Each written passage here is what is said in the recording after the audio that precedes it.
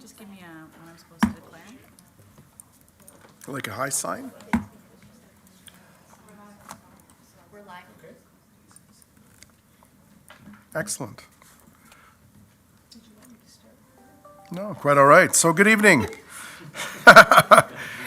No, they're done. Put a fork in them. I'd like to call the Committee of the Whole meeting of October 4th, 2023 to order. Good evening, everyone. My name is J.D. Patriva, Councillor and Chair of the Planning and Economic Development Committee. I would like to begin by reading a safety notice. In the event of an emergency, please evacuate council chambers to the nearest exit through the chamber doors and obey all instructions given, and if assistance is required, please see the Deputy Clerk. Devan, raise your hand, so we will be following Devan in the event of anything catastrophic. Once you have evacuated the building, please gather in the front parking lot outside of Town Hall. Also, please ensure your cell phones are off or turned on silent. And lastly, the Town of Lincoln's Committee of the Whole meetings are posted on our YouTube channel. Closed captioning is available on all of our videos by selecting the closed captioning button on the bottom right of the video. Members of committee are in attendance with regrets from Councillor Brunet and Councillor Rangima this evening. We have staff in attendance both in person and remotely. Are there any declarations of interest? Councillor Michaluk, I see you've declared one 7.1.1, 7.1.2, 7.2.1.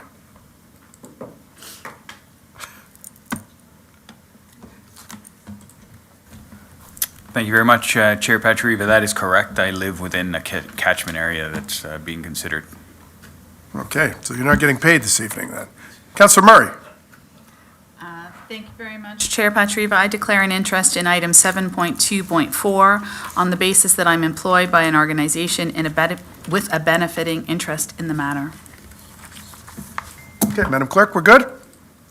Yes. Okay, so do members have any amendments to the order of tonight's agenda?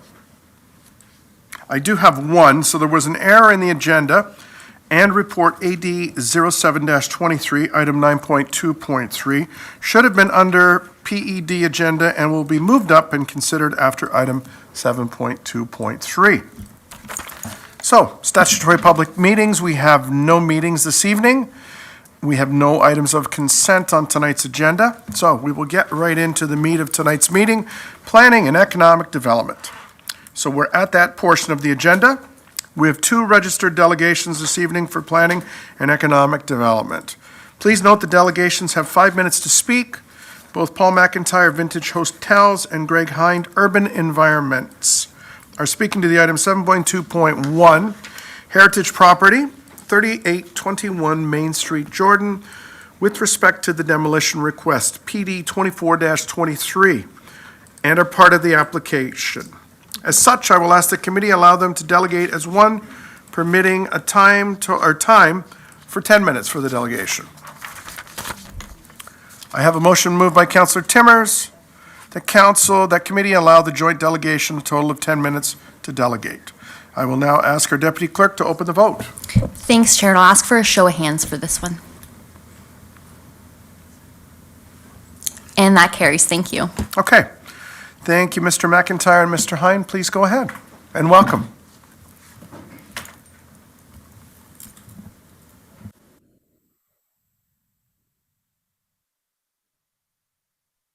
Okay. Thank you. Through you, Mr. Chair, Madam Mayor, members of staff, council. My name is Paul McIntyre from Vintage Hotels. I am the Vice President of Operations and Development. And our delegation this evening is in relationship to the demolition request permit for 3821 Main Street, Jordan, for the reasons of repurposing the property for Boutique Inn. I'm accompanied by Greg Hind, planner for urban environments. Also in attendance is Leah Wallace, who has prepared the Cultural Heritage Impact Assessment for 3821 Main Street and the addendum which served to answer additional questions requested by the Municipal Heritage Committee. Stan Slavarski of Archway Architects and Christophe Hermes, the General Manager of Inn on the 20, is also with us for questions if required. And if I may, I would like to start with an overview of the proposal related to the request for repurposing this property for a possible new future boutique inn in the village of Jordan. Our proposal, did it switch? Okay. Our proposal is for an additional luxury boutique style with 49 rooms that would utilize existing amenities and services from the Inn on the 20. Our existing conference and dining room space can more than meet the demand of the additional rooms for service, and we believe there is demand for premium overnight accommodation in Lincoln. Being surrounded by beautiful landscapes, agriculture, quality retail, top-rated wineries, restaurants, microbreweries, and so much more, if there's anything that I missed, we feel there's a greater opportunity for economic growth, job creation, and to help grow the destination of Lincoln as a premier top tourism destination. The commitment to the Jordan Village Improvement Plan was also an inspiration to invest further in Jordan, the village, and Lincoln. And I must relay what a tremendous and visionary project. I believe the results will be well worth it. The proposed inn is marked in blue, facing the restaurant, retail, and winery, with the existing parking lot between the proposal and Inn on the 20. The project location is 3821 Main Street in Jordan, and the proposed is a 3-story boutique inn building facing west with no rooms facing south. It is 49 rooms, all within 3 stories except the 5 center lofts in the middle, which are 4 stories. There are 54 parking spots. The first floor is elevated to allow for partial underground parking and the above-ground pool. Of course, this is west facing Main Street, and I wanted to note that we recognize that through further engagement and design, the design will change and should incorporate other key historical features, materials, and landscape. We are also more than amenable to working through options with the town staff to any recommendations related to 3821 Main Street. Same side of the street is Inn on the 20, and this is, of course, just for context, for location. Off the existing parking, it provides additional parking by way of a partial underground parking garage with entrance on the northeast parking lot. Of course, in this picture, overhead trellises should actually be above the sidewalk, and it's not, but I still thought it provided context as to the back view of the proposal. Of course, I am aware that there are more renderings in your package, so for the purposes of our 5 minutes, my 5 minutes, simply took a few. Importantly enough, we hope opportunities can be realized through this proposal for the local economy, for community and surrounding area. From an economic boost perspective, in the top of the season, Lincoln is full of visitors for weddings, festivals, museums, wineries, microbreweries, trails. We see that at Inn on the 20 and in town.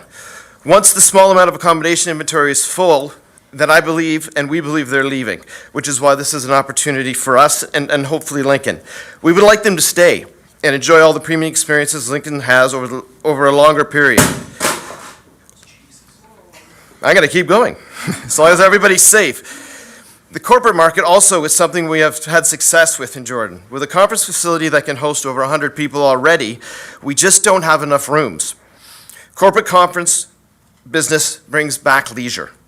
Corporate conference business averages 2 nights and fills shoulder days and seasons, thus extending the season into the winter. With organized experiences and events, they want to go out of the hotel and experience what there is to experience locally, both in Jordan and in Lincoln itself. More rooms allows for the day visitors that are already here to become stay visitors. Stay visitors yield a higher spend without increasing their footprint. Premium accommodators, also like us, see the benefit in marking the destination with partners and quality assured experiences that Lincoln has. Of course, an economic boost should increase commercial taxes, development charges, and fees, and hopefully should cycle back into the community. Further opportunities, our company has a reputation, and I'm proud of this as employer of choice, with a team that ranges from recently hired to 50 years plus. I myself in 25 years. We provide competitive wages and benefits, retirement contributions, and unique to our industry profit sharing. We believe this proposal will help us, Jordan and Lincoln, extend the current season for our existing team members to full-time and hopefully have the same impact for local retailers and business operators. We also hope that it'll create more full-time positions in conference, housekeeping, weddings, restaurant, sales, operations, rooms, and events management. I introduce to you Greg Hind. Thank you, Paul. Mr. Chairman, Madam Mayor, members of the committee, As Paul said, my name is Greg Hine. I'm with Urban Environments, and as you can tell by the white hair, I've been doing planning in this area for a long, long time. In fact, I worked on the initial application for this facility. Our delegation this evening is in relation to the demolition permit per se for 3821 Main Street. As Paul said, we want to repurpose this property, and we think that it's reached its functional obsolescence in regards to the use of the property.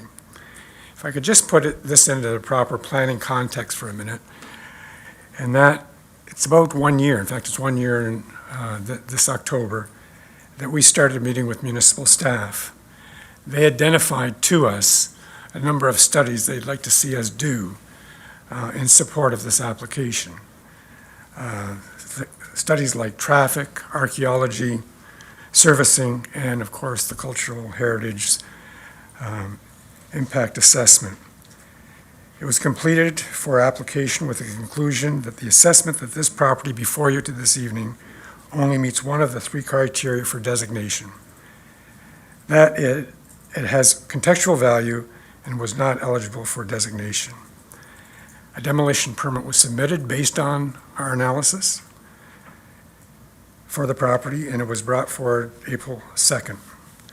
But we're not bringing forward any planning applications at this time because the decision you make tonight will determine how our planning justification report analyzes this project and what changes have to be made.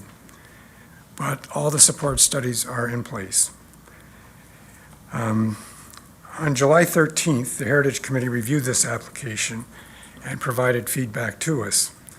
I want to assure members of committee that if a demolition permit is issued, we will not demolish those buildings until a building permit for this hotel is issued, and that there will be no gap in the streetscape. We will not demolish any of these buildings until we're ready to build.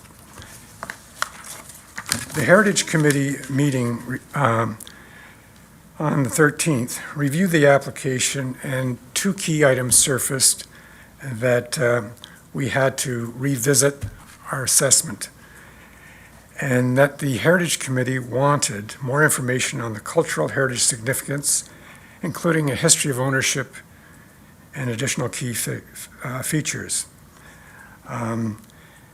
The addendum, including the heritage impact assessment, was completed by Leah Wallace, who's here this evening.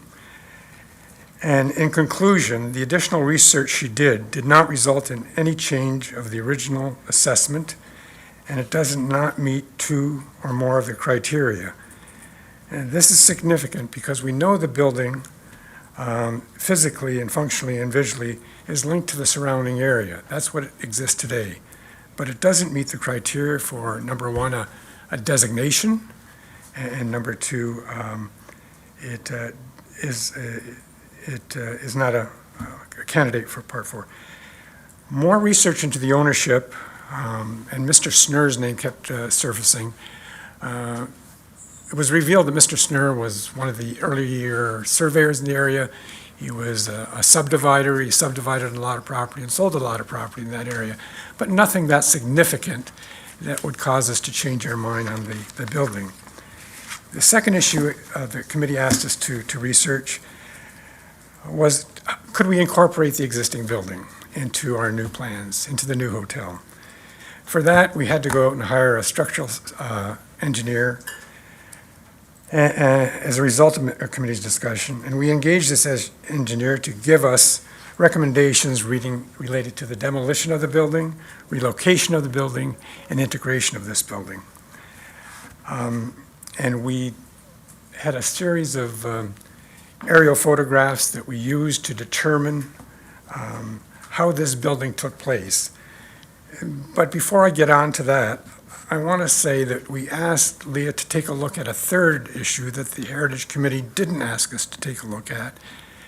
And we've been so consumed with looking at this building for several years, a year, and looking up the street south along Main Street, that we forgot to look at what was behind us. And that's a very, very important aspect of Main Street, and that's the repurposing of that winery building and how it's evolved over the last 20 years. So we asked Leah to take a look. Is that building, that complex, that generation of that generator of tourism important to any future heritage district you may undertake? Is it important to linkages to Main Street? Is it important as even a part for or a critical part of a heritage district? And she analyzed it, and of course, I think the obvious answer is it is certainly an important complex that we're dealing with. It generates the main tourism in that area. There's tremendous linkages between that former industry and how Main Street evolved also. The building, the engineer evaluated the building, and it determined that it has no historical design value whatsoever. It lacks any unique style of expression, and that the construction materials and craftsmanship is not deserving of artistic merit or technical achievement. The important thing about this, and you walk past it, you take a look at the building, but you don't realize how we got there, how that building was constructed. It was constructed in 3 phases. The first phase,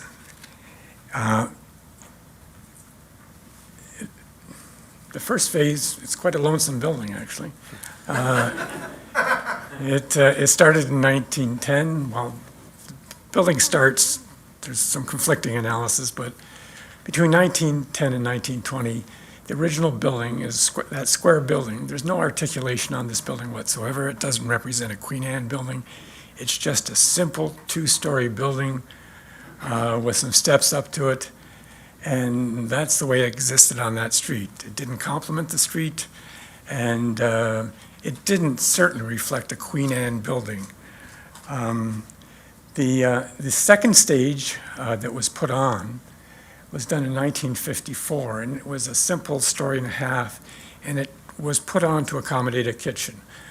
A dormer was pushed through the roof at that time, but as you can see, no articulation around the main floor, no porches, and still a very lonesome building that doesn't really impact the streetscape. In 1960-65, that's when the Queen Anne building started to take shape.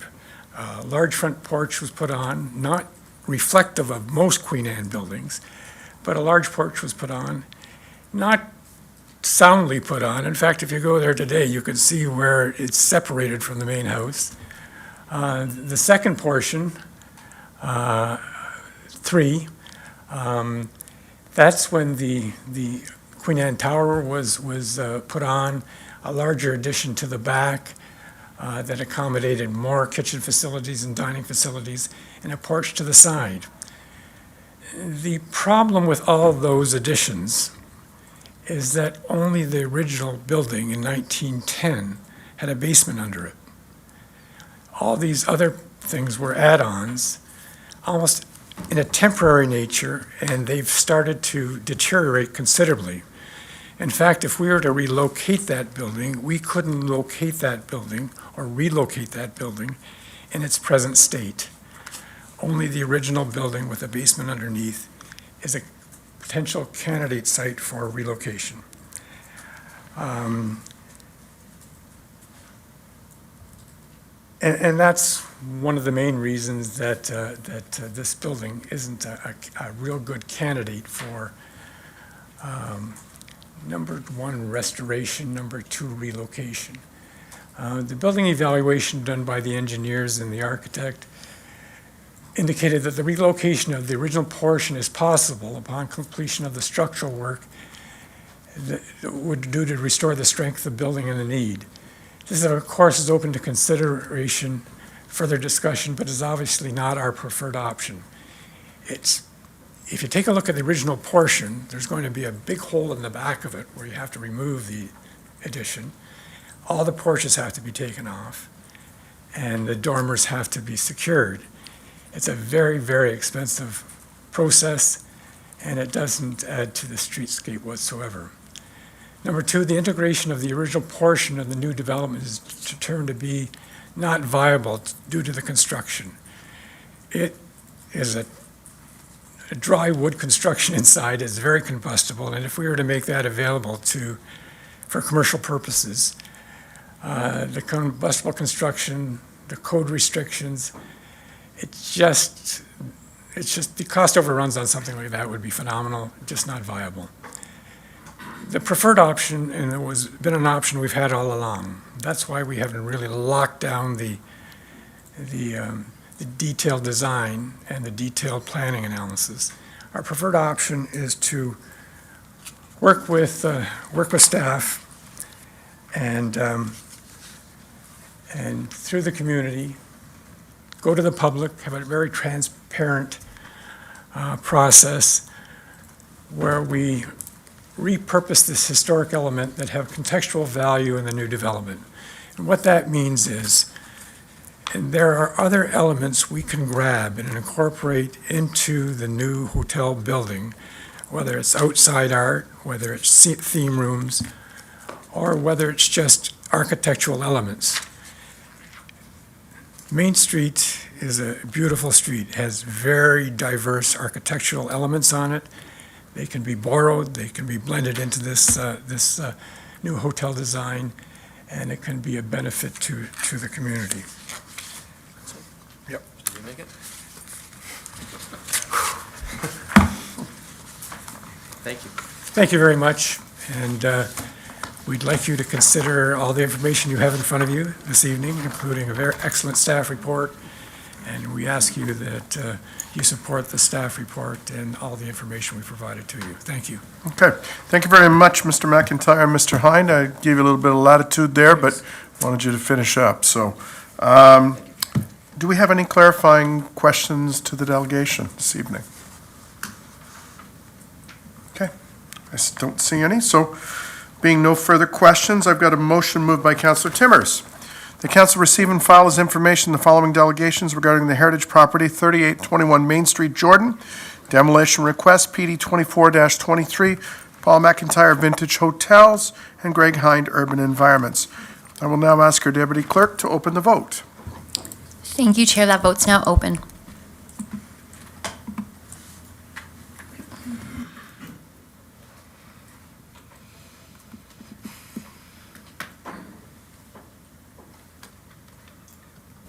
You all were fast. I'll now close that vote, and that carries. Thank you. Okay, terrific. We are now considering a report, PD 24-23, regarding... Mr. Chairman, could I make a comment, please? You can. Mr. Chairman, I want to make a comment because of the amount of effort that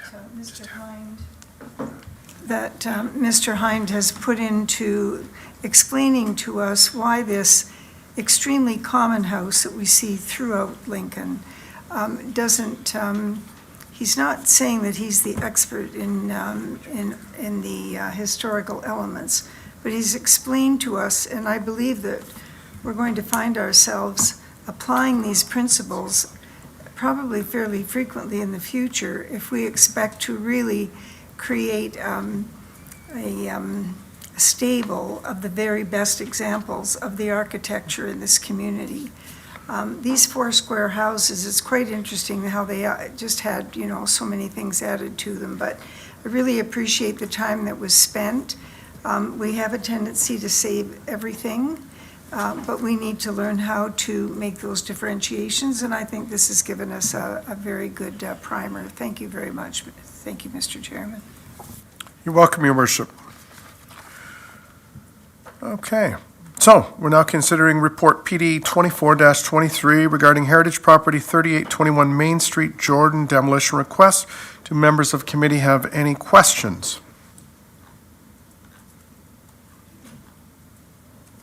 Mayor Easton.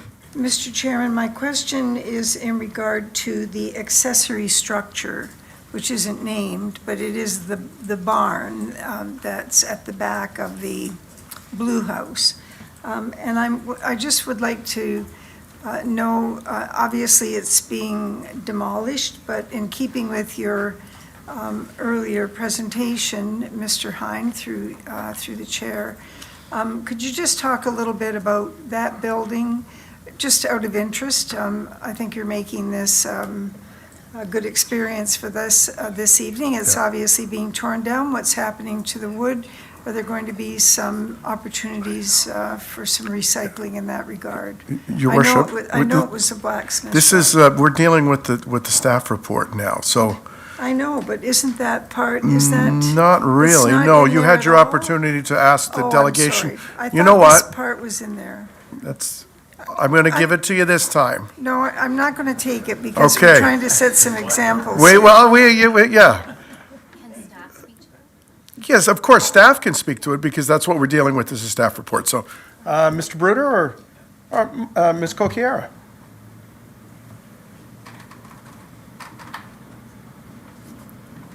Going to the podium? Okay. Well, you're quite welcome.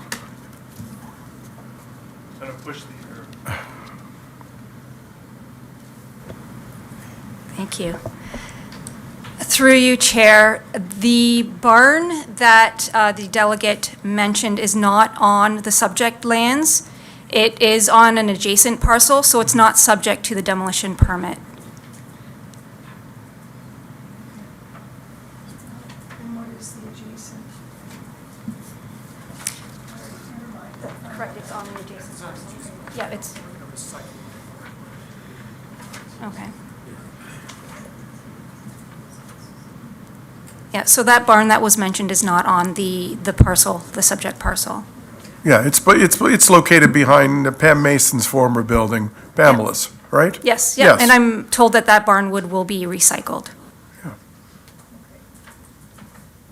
Okay. See, in a roundabout fashion, we got there. Okay. I don't see any other questions, so there being no further discussion, I have a motion. Councillor Timmers. Go ahead. Sorry, Chair Pachariva, I was a little late. Just wanted to, I don't have any questions because, we did have a delegation at the Heritage Committee, but I did want to make just some comments, if that's okay, as a member of the Heritage Committee for 9 years.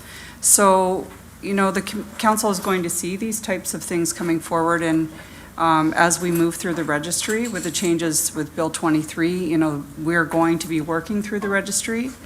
And this did come before Heritage, and it was well presented, and I personally support this application, and I just wanted to make that clear. As well as the process was a very good one. It was very diligent. We took a lot of time to discuss this at the Heritage Committee, and today the presentation was very well done, and I do appreciate the extra report that was worked, and the things that the Heritage Committee asked for were all covered off, and it was extra effort put into that, so I do appreciate the work that was done. So thank you. Thank you, Chair, for allowing me comments. Yeah, no worries, Councillor Timmers. And you know what, being on that committee, we value your opinion, and thank you for stating that. I mean, there was a lot of work that went into the initial report, and, having gone through it, the only redeeming factor in all of this was the stained glass windows, right? So, I mean, that's an easy incorporation. And having lived through the demolition of the old Vineland School to be turned into the new 20 Valley School, and that was all put inside and restored, and it was, again, it was a matter of how do you incorporate the old into the new, if it's doable. And you've went through and crossed the i's and dotted the t's, and unfortunately, in this case, there's not a lot of redeeming factors to it, right? It's highly combustible building that you would be, jeopardizing your operation, people staying there. You don't want that.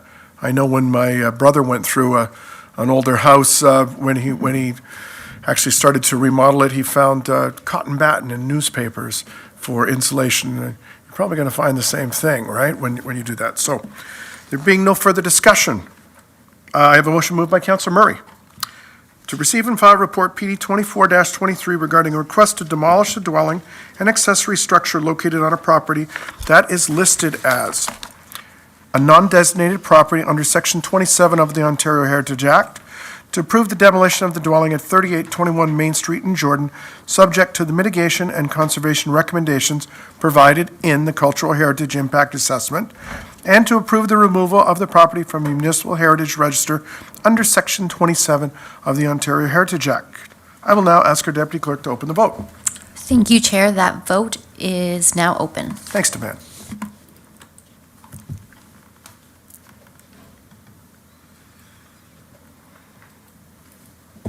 And I'll go ahead and close that vote, and that motion carries. Thank you, Chair. Terrific. Thank you very much, Devan.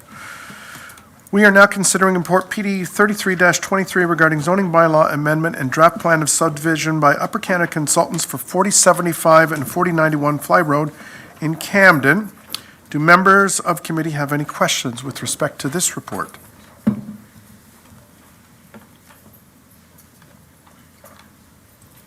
Okay.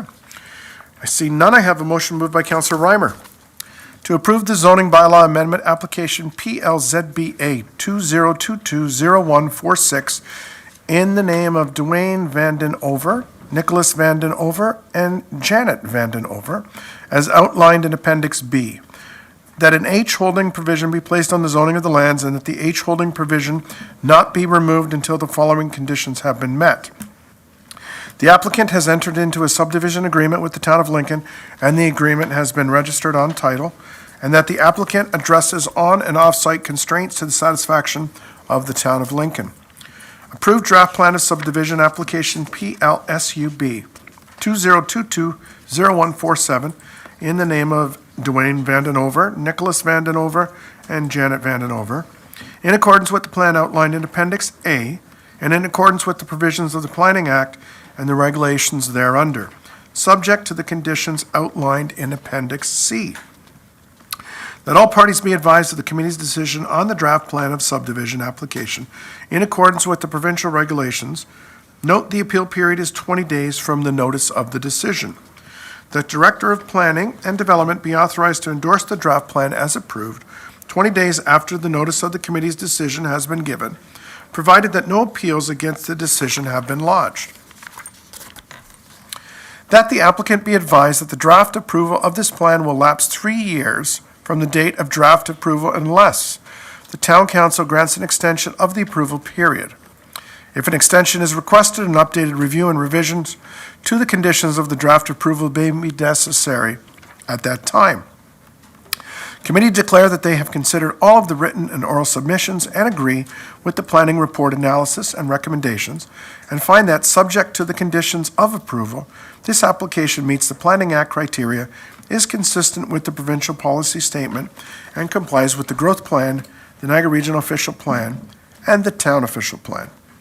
Committee enact and pass zoning bylaw amendment attached as Appendix B of this report to amend the zoning regulations for lands described as Lot 1 and Part Lot 8, Plan M14 in Camden. And committee deem that the attached zoning bylaw amendment conforms to the official plan for the Town of Lincoln. I will now ask our Deputy Clerk to open the vote. Thank you, Chair. That vote's now open.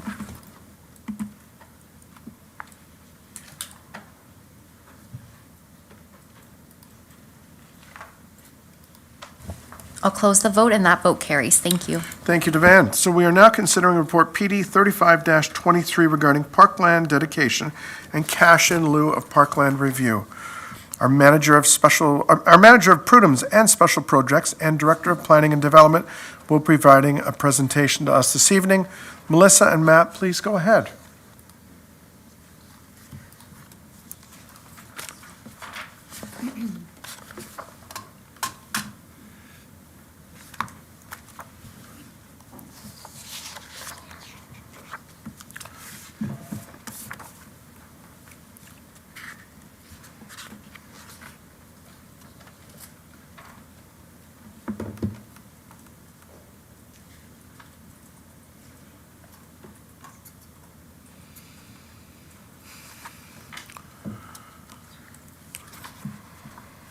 Got it.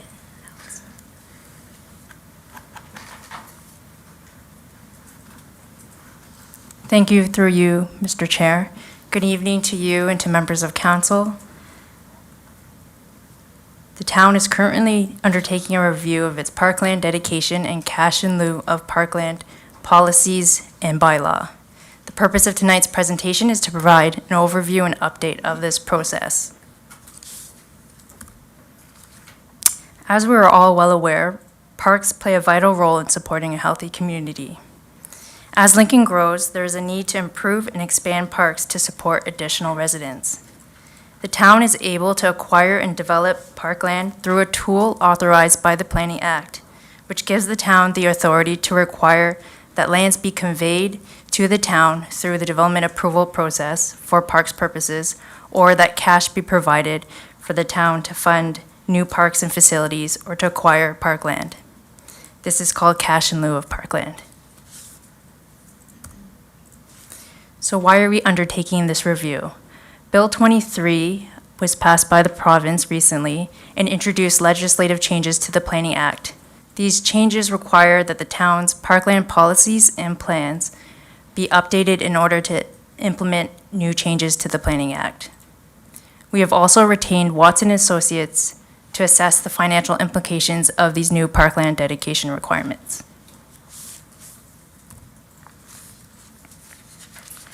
So Bill 23 was approved by the province on November 28th of 2022.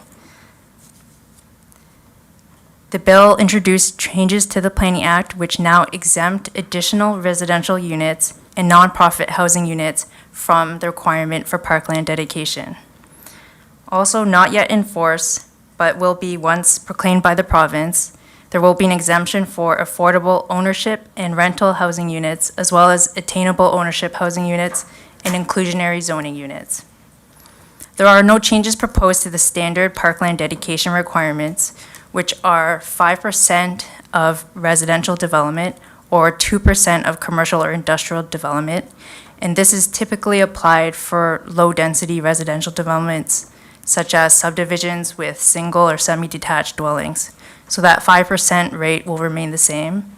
However, there has been a reduction to the alternative parkland dedication rate, and this is applicable for higher density developments where park needs are higher, and the Planning Act allows municipalities to charge a higher rate.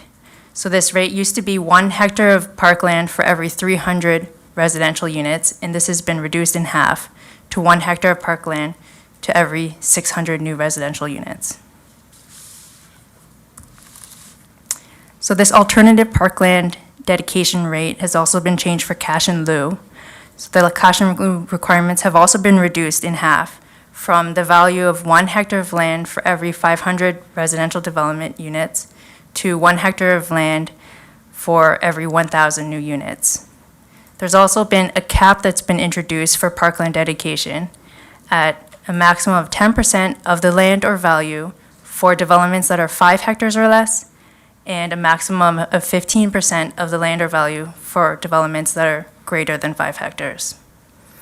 There is also a new parkland dedication rate freeze for zoning applications and site plan applications at the time that the application is filed, and this is in effect for up to 2 years following the date of approval.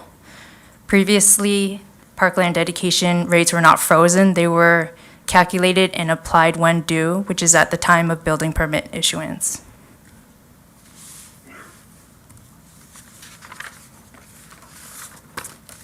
Once proclaimed by the province, developers will also be able to identify certain lands for parkland dedication that were not previously acceptable.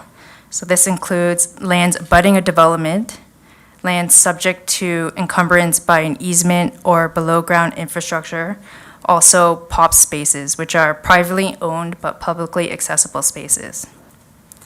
If the town were to refuse to accept such lands as suitable for parks purposes, then the developer could appeal the decision to the OLT. So all cash in lieu of parkland funds that are received by the town are maintained in our Parkland Dedication Reserve Fund. These are used to acquire land and to develop or renew parks and recreational facilities. So all municipalities are now required to allocate at least 60% of their parkland reserve balance at the start of each year through its annual or long-term capital budgeting process.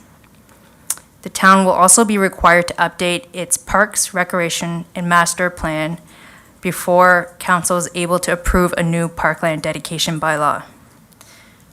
So these updates need to take place in order for the town to charge the higher alternative parkland dedication rate. The approval of the parkland dedication bylaw is also subject to appeal to the OLT.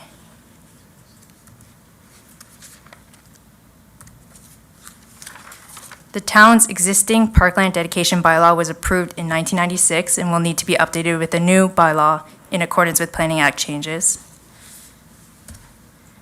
The town's official plan was adopted in 2016 and contains policies regarding how parkland dedication is determined and calculated.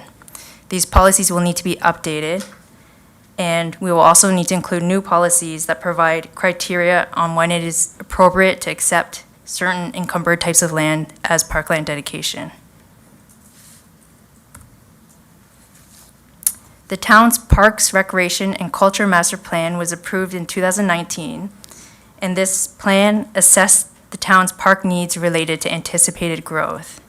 It also recommended where parks and open spaces should be secured in order to achieve objectives such as enhancing access to the waterfront, protecting natural habitat and culturally significant lands, establishing trail connections to create an active transportation network, and expanding existing parks and installing additional amenities based on needs and where neighborhoods have lower income levels. This table shows the town's current parks and open space inventory. The town currently has approximately 122 acres of active parkland and 119 acres of natural and open space areas. An additional 5.6 hectares of parkland will be conveyed to the town, and this is primarily comprised of the Prudhome's area and the waterfront park that will be incorporated there. Another 0.8 hectares of pop space will be constructed as part of two developments along Green Lane. And Watson & Associates is reviewing what changes are needed to the parks plan in order to address Planning Act changes. So in terms of next steps, Watson is finalizing the review of the town's Parks, Recreation, and Culture Master Plan. A statutory public meeting will be hosted by the town, and we will provide an update on the Parks, Recreation, and Master Plan that will be finalized, and a recommendation will be brought forward on an official plan amendment and new parkland dedication bylaw for council approval. So in summary, there are two major changes that have been made to parkland dedication requirements. The first is that the alternative rate for parkland dedication for higher density development has been reduced and a new cap has been introduced. And the second is that more types of land will now be needed to be allowable as parkland dedication once this has been proclaimed by the province. Director Bruder and I are available if you have any questions or comments. Okay, thank you very much, Melissa. Now, I assume my board's going to light up like a Christmas tree. So Councillor Timmers, you start us off, please. Thank you, Chair Patriva. Just at the very last line, what you just said there, that more types of lands would need to be investigated or looked at. What do you mean by that? Through you, Mr. Chair, so that would include encumbered lands, so lands that might have easements, or if there's an underground parking garage or other encumbrances, the town must now consider that as eligible for parkland dedication. Previously, only unencumbered lands were permitted.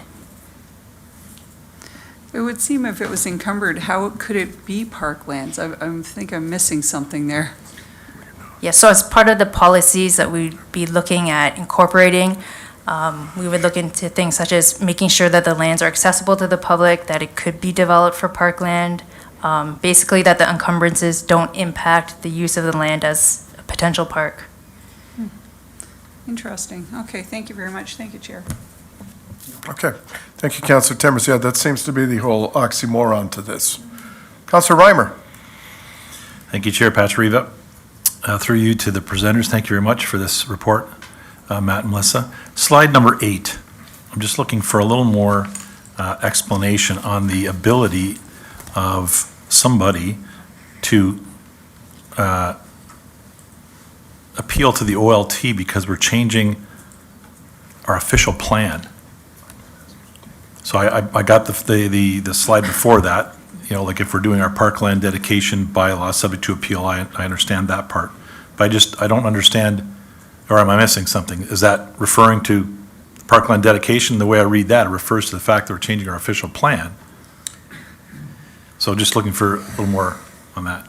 Yeah, through you, Mr. Chair, to the councillor, there's kind of two things there. First of all, we're talking about the specific parkland dedication bylaw.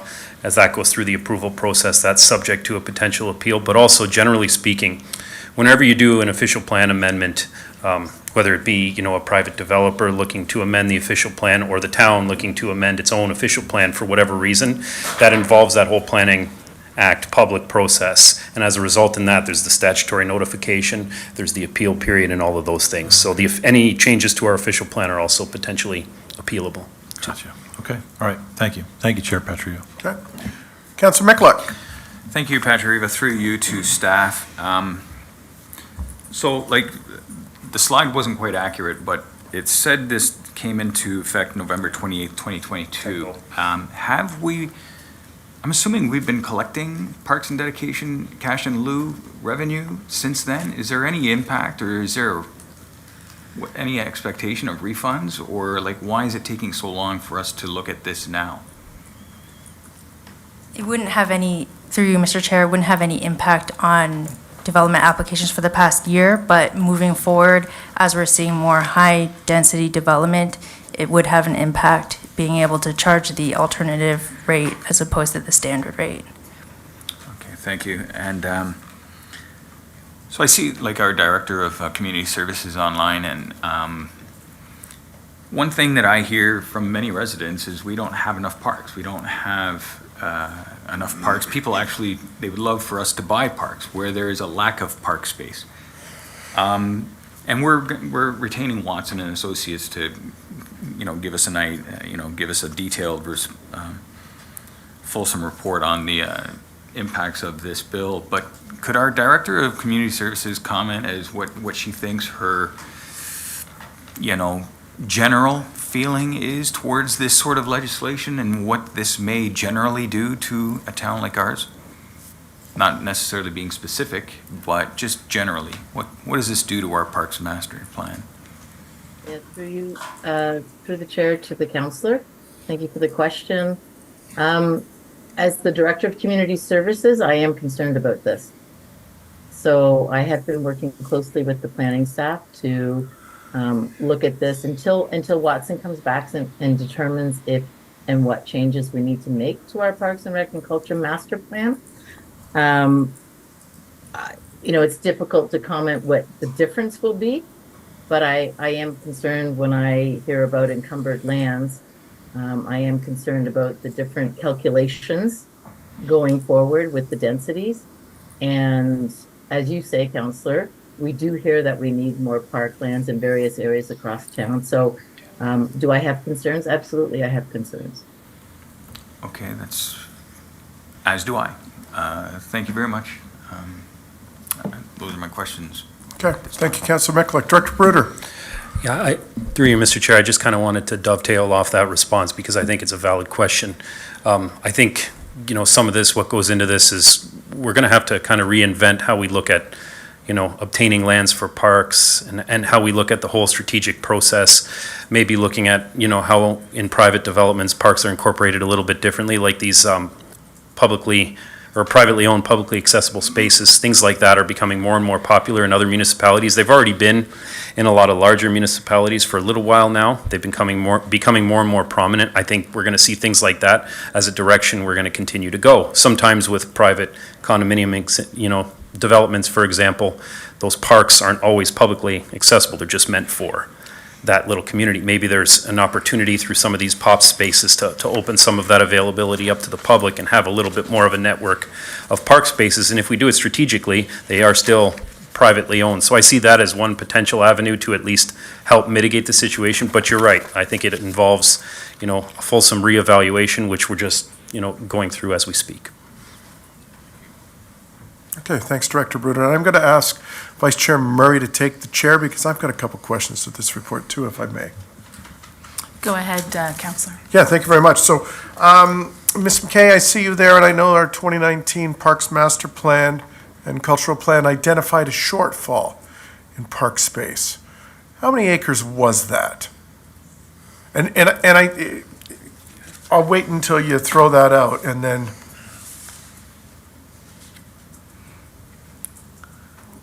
You're on mute, Director. Sorry, Counselor, I don't have those exact numbers offhand. We could certainly look at that, but yes, we did identify in our 19 plan that there was a shortfall. Yeah. That's part of what I think Watson will be looking at and the updates that we need to make to that plan. So happy to get back to council with that information. Okay, thank you very much, because it would be a simple calculation of the shortfall based on these new almost halving, it's virtually halving, will we ever get there, right? And is this going to be a burden on the existing taxpayers? Or are we going to have to rethink the way that we look at subdivisions? I know some municipalities, there's access to storm retention ponds and things like that. They become usable space when they dry up in the summer, like the one at the corner of Bartlett and Green Lane, or they become usable space in the winter. So, is that all things going to be considered in the Watson report? Through you, Madam Chair, I think all of these things are options that we need to at least look at. Maybe not through the Watson evaluation per se, there's a lot more economics in that, but certainly as a staff exercise, all options are going to be evaluated for sure. Okay, and through you, Madam Chair, there's no, this doesn't seem to be a well-thought-out process, does it? So you're adding density, and if we've learned anything through the pandemic, you need parks and open space and trails, and people need to get around. And that's everything we hear at every proposal of subdivision, big or small, that's come through. We need that space. Why would they handcuff us like this? It really doesn't make any logical sense, does it? Through you, Madam Chair, I don't want to presume to say I understand all the logic that happens at the provincial level, but I think where it comes from, at least partially, is I think generally speaking, the idea is to build homes, and I think that's what the focus has been, right or wrong, and I think some of the costs associated with that are things that are the province is trying to address one way or another. Is it all perfect right now? I don't think so myself, but that's the only explanation that I could come up with. But again, there's perhaps other opportunities for us that we can evaluate further and hopefully at least, alleviate some of the concern here and move forward in a positive way. So I think more to come, but yeah. Okay. And this might be something through you, Madam Chair, this might be something too that we continue a dialogue with through the province, through our delegations to say, you know what, people need room to function and get outside, and in my opinion, it's pretty short-sighted. Thank you, Madam Chair. Okay, so I'm back up. Councillor Russell.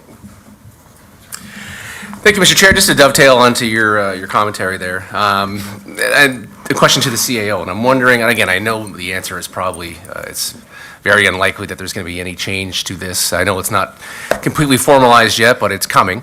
I'm wondering if there is any value in putting a motion forward to ask the government to reconsider, and again, to Councillor Patriva's point about the need for green space, the need for parkland. Again, given the heat that they're currently under for their own short-sighted decision-making, maybe there is some opportunity for them to walk back this a little bit. But do you see any value in that at all? Through you, Mr. Chair, to the councillor, I think you saw me eagerly nodding, councillor. Absolutely. I think anything we can do to continue to advocate to senior levels of government that this needs to be addressed, You've heard me say, I think ad nauseum, the province has said they're going to make us whole. We're still waiting to figure out how the province is going to make us whole. And I think that is a frustration for us as municipalities, as we look to budget, as we look at the challenges. We often hear we want more park space. Councillor Mikulik is absolutely correct. We hear it at every ward meeting. Councillor Murray raised it the other night. The problem with that is how we fund it has become more limited.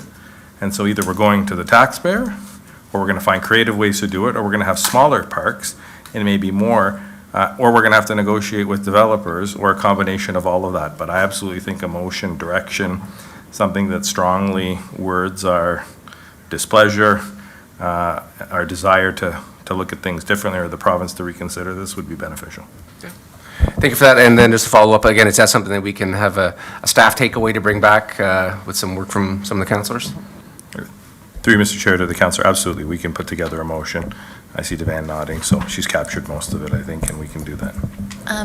Through you, just follow up on that notice of motion. Thanks. Thank you, Council. Yep, thank you. Okay, yeah, terrific, because I mean, in a Coles Notes sense, it's just another example of downloading without making us whole. And we've been promised this for 18 months. We're going to make you whole, we're going to make you whole, we're going to make you whole. Looking at Councillor Mikulik, okay, it's time to show us the money, correct? Okay, stole that from one of your little snippets. So, I have a motion moved by Councillor Timmers to receive and file report PD 35-23 Parkland dedication and cash in lieu of parking review, and that planning and development staff be directed to undertake consultation regarding the use of alternative parkland dedication rates and cash in lieu of parkland to address the legislative requirements of the Planning Act as amended by Bill 23. I will now ask our Deputy Clerk to open the vote. Thank you, Chair. That vote is now open.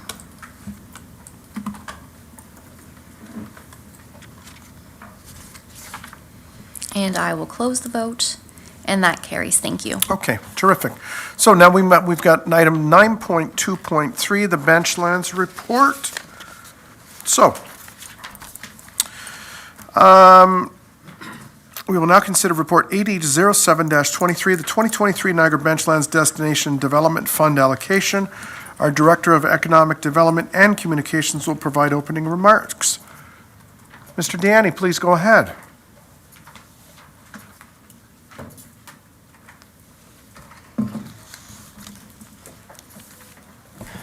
Thank you, Chair Patrick. I appreciate the opportunity in opening up the discussion this evening on Report AD07-23. So this is the second year of our Benchland Destination Development Fund. We did kickstart it off last year with about 9 applicants. This year we've received double that amount in regards to about 18, 19 applicants. And so the popularity of this Destination Development Fund is apparent. It is actually overprescribed in the amount that we've been able to give. But obviously, in terms of the recommendations of the Evaluation Committee, we are trying to support as many projects and activities in our community as possible. So look forward to your discussions and any questions this evening, but thank you for the opportunity, Chair. Thank you, Mr. Deanne. Do members of committee have any questions?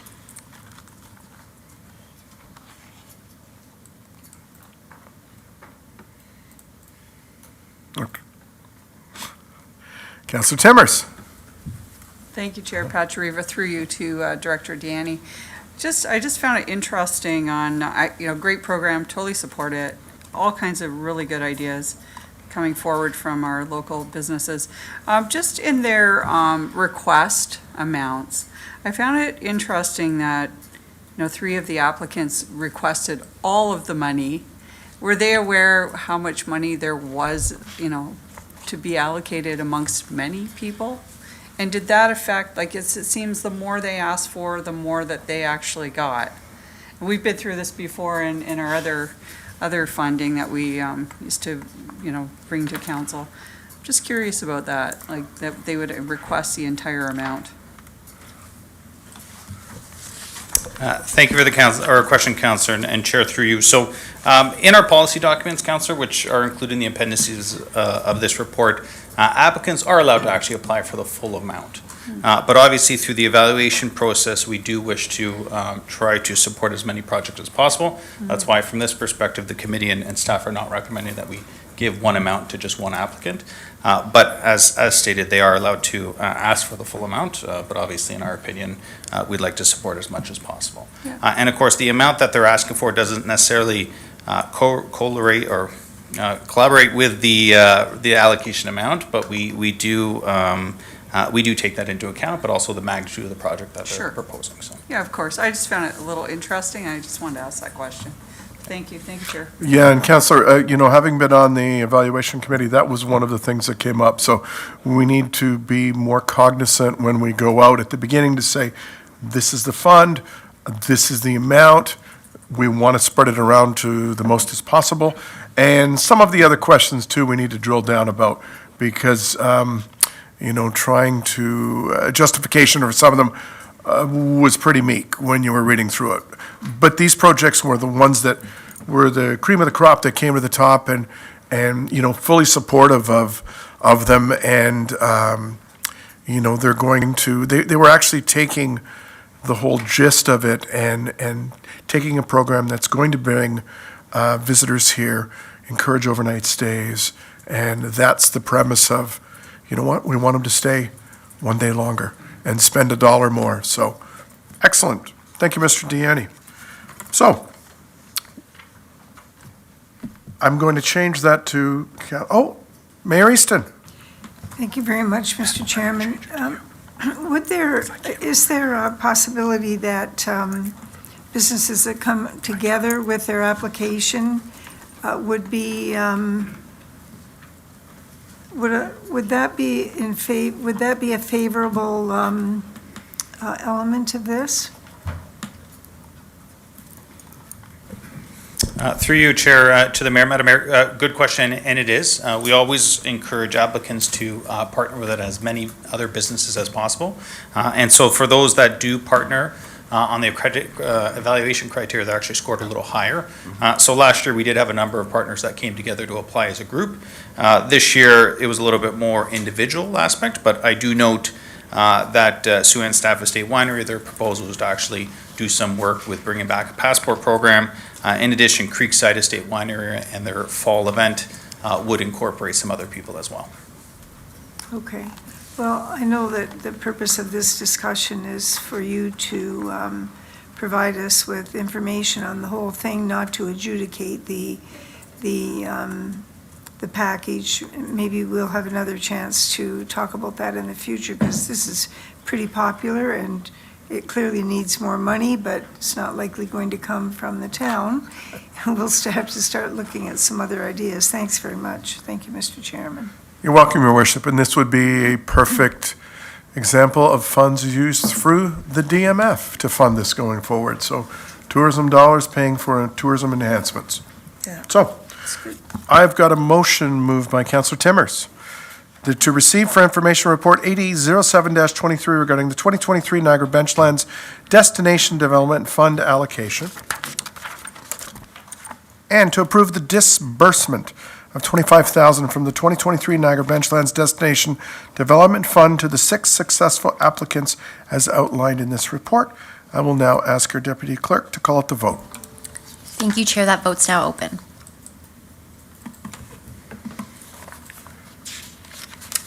And I'll close the vote, and that carries. Thank you. Okay, thank you very much, Devan. There being no additional reports to consider for the Planning and Economic Development Committee agenda, we've now concluded that portion of this evening's meeting. We will now rotate and allow Councillor and Vice Chair Mike Michalak to assume the chair at this time for the Community Services and Infrastructure Committee agenda. Councillor Michalak, go ahead.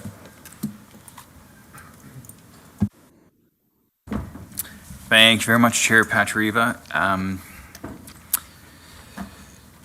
Welcome to the Community Services and Infrastructure Committee agenda. 8.1, delegations. We have no delegations. Item 8.2, reports.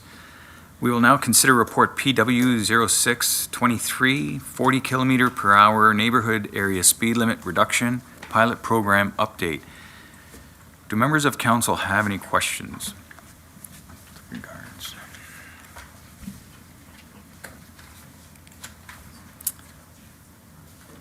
I see none. There being no further discussion, I have a motion moved by Councillor Pachariva Receive and file report PW 0623 regarding 40 kilometer per hour neighborhood area speed limit reduction, pilot program update. Approve the proposed 40 kilometer per hour neighborhood area speed limit reduction on all local roads within the urban areas, and that the speed reduction becomes permanent as outlined in this report, and amend the traffic bylaw 89-2000, 89-28 to establish Schedule S designated area speed limits. I will now ask our deputy clerk to open the vote. Thank you, Chair. That vote is now open.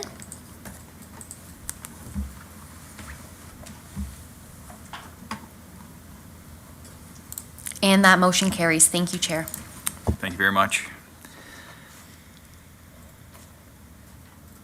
Thank you. There being no additional reports to consider for the Community Services and Infrastructure Committee agenda, we have now concluded the Community Services and Infrastructure Committee agenda.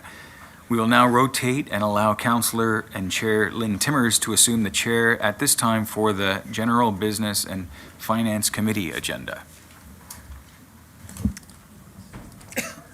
Thank you very much. So we are now at the General Business and Finance Committee agenda. We have no delegations. And we will now consider Report FN-08-23, 2022 Q4 Capital Financial and Procurement Report.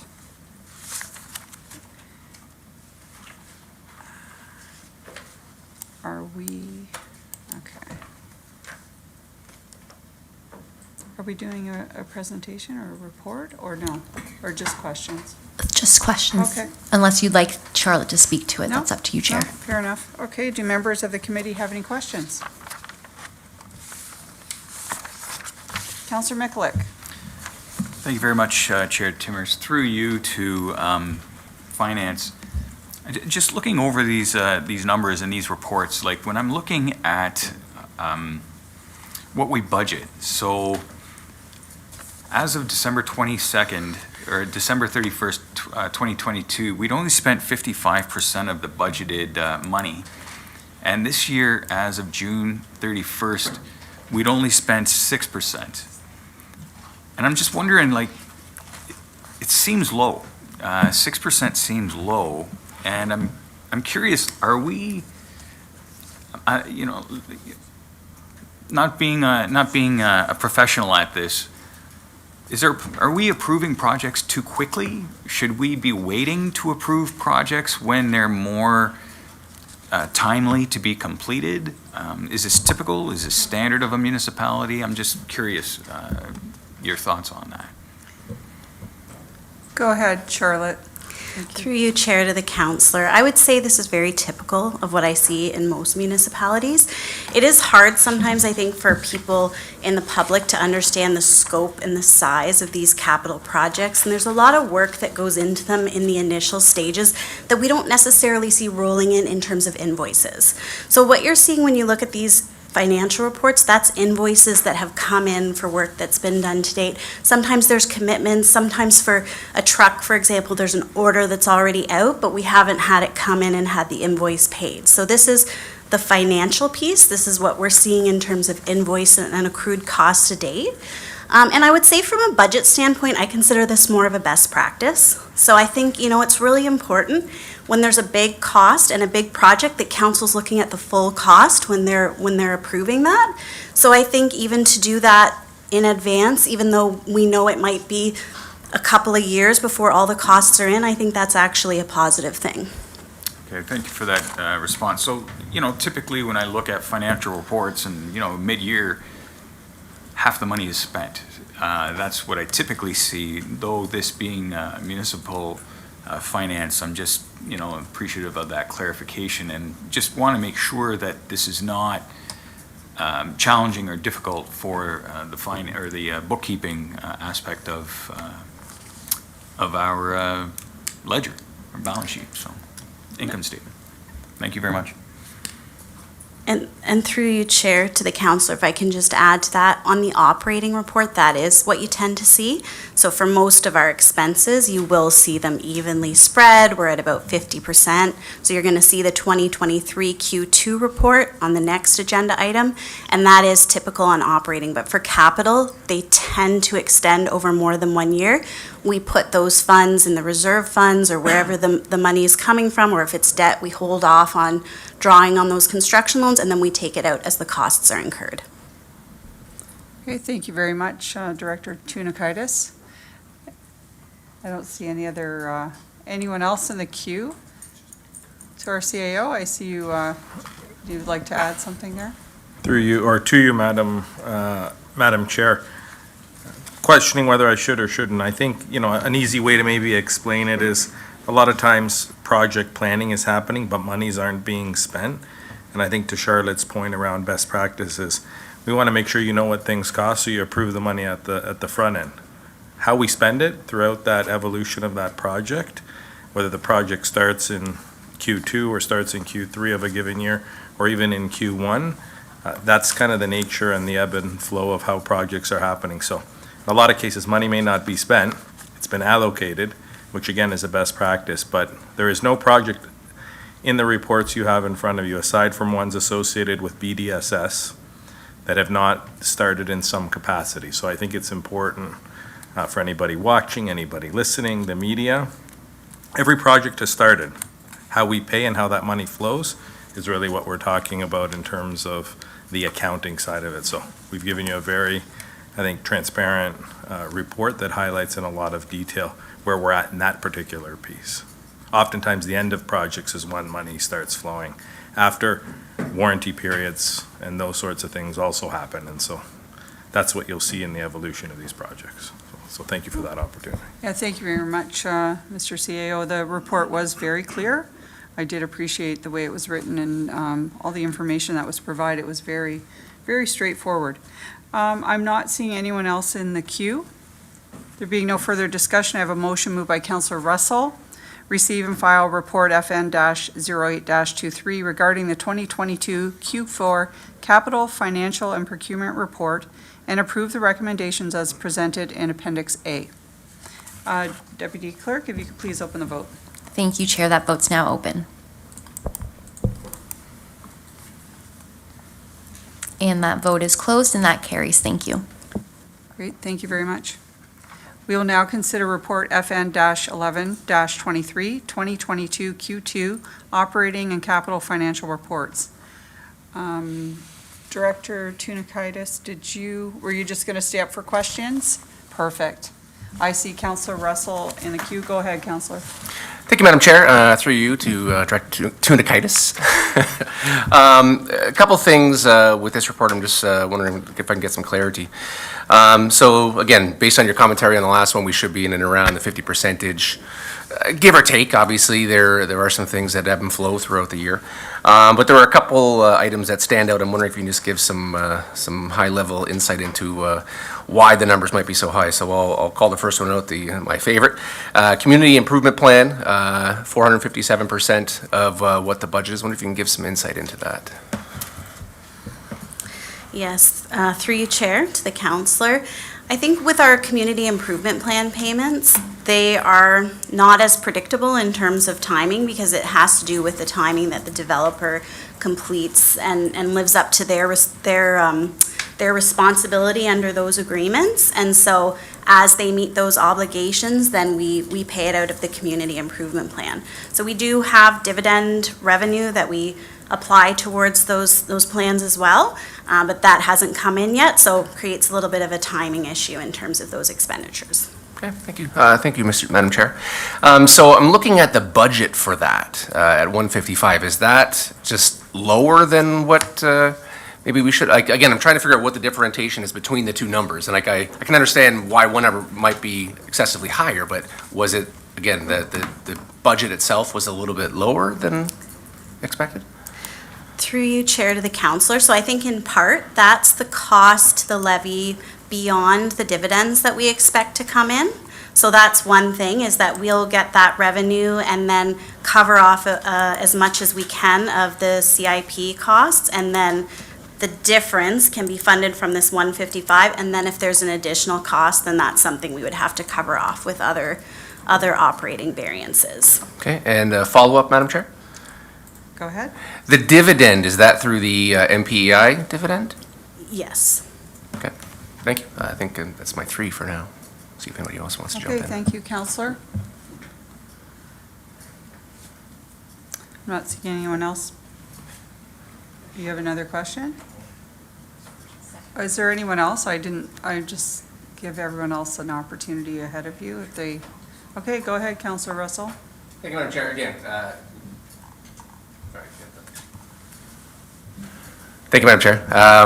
Again, along the percentages again, looking if you can give some insight into the museum and culture and why that might be higher than what was expected at 264%. Yes, I just have to find that one. Oh, yeah. Okay. Oh. So through you, Chair, to the counselor, what happened there is sometimes we have grants that we receive in 1 year, and if we haven't incurred all of the eligible expenditures, we defer it. So we had grants that we deferred at the end of 2022. And then as an accounting exercise, we bring that in this year, but we haven't seen all the expenses and all the invoices come through yet. So it's just grant money that we received in the past that we're expecting invoices to come in for, but we haven't had all the expenses. And then if we don't incur enough eligible expenses this year, we would defer, meaning we kind of take that money and we set it aside for next year. Okay, thank you for that. And last question. And again, I'm not sure if it's to you or to our CAO. It's regarding the interest income, and I see that we're at about 97% of the expected budget on that. Just wondering if you can give some insight into maybe what the next steps might be for that item. Thank you, Councillor Russell. I was going to speak to that as well, but please go ahead, Charlotte. Through you, Chair, to the counselor, we've exceeded it at this point in time. Like, this report is as of June 30th. Because of the higher interest rates, we are exceeding budget and interest revenue for the year. So I think there's some opportunity there in terms of looking at our investments and, how we can best take advantage of that and strategize on that. Great, thank you. Mr. CAO, go ahead. Through you, Madam Chair, maybe just to dovetail on Charlotte's comment. So some good news in terms of revenue being higher in that particular area than we anticipated. I know Charlotte and I have been having our own internal conversations when crafting this report, and I think one of the thoughts that we had is how do we start having more conversations on these sort of financial items? For instance, we look at interest. We were looking at best practices. A number of municipalities do have either investment committees or investment agenda items, and so I think from the perspective of staff, we would like to ensure through general business and finance in that committee that more of these conversations are had.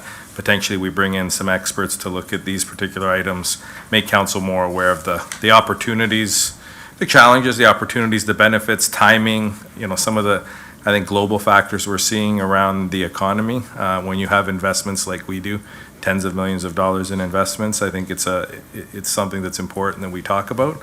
And I think socialize and make people much more aware of. So whether that happens through direction or simply just the conversation that we've been having right now, as chair of GBF, we definitely like to be having more conversations and make this maybe a regular standing agenda item with you and Vice Chair. Thank you. I do agree with that, Mr. CAO. With rising interest rates, it is a good time and opportunity to look at our investments, and that could be something that could be coming through GBF, maybe in a report to council, maybe perhaps bringing in a consultant to look at it with us as well. So, yeah, that's great. I appreciate that. I have Councillor Pachariva. Go ahead. Thank you, Chair Timmers. Yeah, I just would like to thank Ms. Tunikadis for this report because it is quite fulsome. And I mean, the notes, one only needs to go to the notes, and all of the questions that were raised were actually identified in the notes section. A couple of them were positives. That's how one reads an income statement. I Thank you. agree as well. It was a very good report, and it had a lot of information. It was very clear, very straightforward. So I do appreciate that as well. Thank you, Councillor Yeah. Pachariva. Okay, so I'm not seeing anyone else in the queue. So I have a motion moved by Councillor Reimer. Receive and file report FN-11-23 regarding the 2023 Q2 operating and capital financial reports, and approve the recommendations as presented in Appendix B, and authorize the treasurer to adjust budgeted revenues and expenditures when an unbudgeted grant or donation is received and there is no net tax levy impact. Deputy Clerk, if you could please open the vote. Thank you, Chair. That vote's now open.